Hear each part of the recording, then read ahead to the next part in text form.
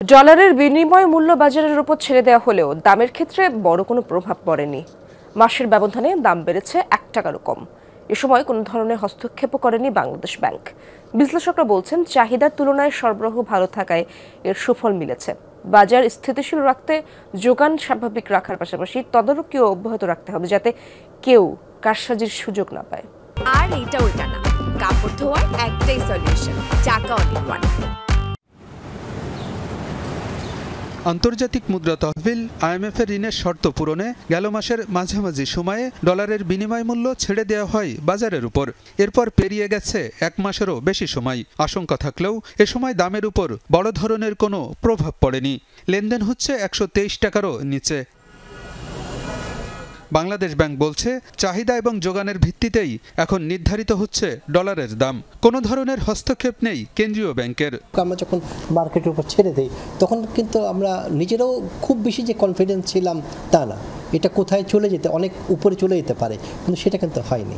কোনো প্রকার হস্তক্ষেপ ছাড়া এবং কোনো প্রকার ডলার বাজারে ছাড়া আমরা ছাড়ি নাই। কিন্তু এই যোগান দেওয়া ছাড়াই মার্কেট যে সর্বোচ্চ 1 টাকার মধ্যে ফ্ল্যাকচুয়েশন হওয়াটা কিন্তু অবশ্যই আপনারা এটাকে স্টেবিলি বলতে হবে।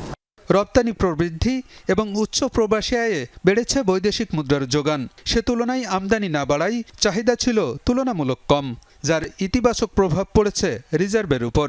এছাড়া কেন্দ্রীয় ব্যাংকের তদারকি এবং চাহিদা যোগানের সমন্বয়কেও ইতিবাচক হিসেবে দেখছেন বিশ্লেষকরা। ডলার সাপ্লাই বেশ ভালো অবস্থায় আছে, রেমিটেন্স, এক্সপোর্ট, আর তার সাথে সাথে বাজেট সাপোর্টে আমরা কিছু পেয়েছি গত কয়েক মাস। এই জুন মাসে আশা করা হচ্ছে কয়েক বিলিয়ন ডলার একসাথে IMF, world bank, ADB budget support এই মাসে ঢুকলে আমার মনে হয় সাপ্লাই ওভারঅল এবং সেটার ভিত্তিতে রিজার্ভ একটা ভালো অবস্থায় থাকবে এবং সেটারই একটা সুফল আমরা পাচ্ছি। হঠাৎ করে LC খোলা শুরু হয়ে যায় বেশি, মেশিনারি LC, কমোডিটি LC, র ম্যাটেরিয়াল LC। আমার যদি এক্সপোর্ট প্রসেস প্রপোর্শনেটলি না থাকে তাহলে একটা নেগেটিভ হয়। সুতরাং ওই দিকে খেয়াল রাখতে হবে। ইম্পোর্ট, এক্সপোর্ট, রেগুলেটরি অথরিটি সবাই ভালো করে খেয়াল করে যদি আগাতে চাই তাহলে কোনো অসুবিধা নেই, নাহলেই প্রবলেম হতে পারে। খোলা বাজারেও মোটামুটি স্থিতিশীল রয়েছে ডলারের বিনিময় মূল্য।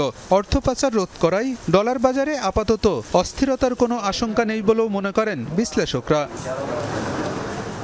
আলমগীর হোসেন, যমুনা নিউজ, ঢাকা।